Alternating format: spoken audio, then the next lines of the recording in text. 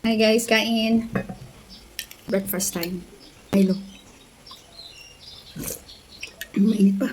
Ang init. Adobo. Leftover lang to kagabi. So yeah, masarap yung leftover. And lumpia. Nilagyan ko ng cheese yung lumpia. Ako kasi mahilig sa cheese. What? Ang sarap na ano, mga mugmog sa adobo. Mga ganito, mga mugmog. Mugmog tawag ko dyan. Huh? Crispy. Chicken feet. Sarap. Pinalambot ko kasi to guys. Kasi pag hindi, nakakatanggal ng bracket to sa braces.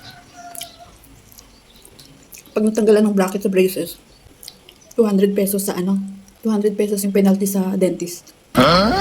Pag tanggal na, hindi naman nawala. Pero pag kunyari natanggal tapos nalunok mo, nawala. 500 pesos yun. Oh no. Ang mahal. Mas mahal pa sa kilo nitong paa.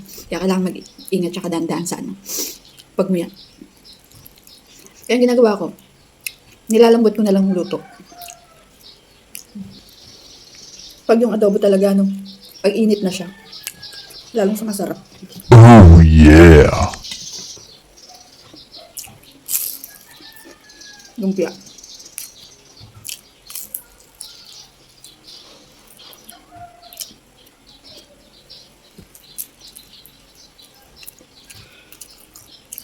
Sarap. Mugmug.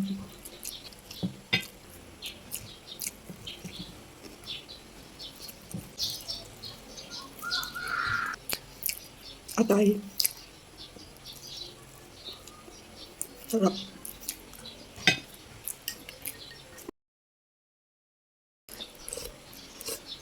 Sarap ng Milo.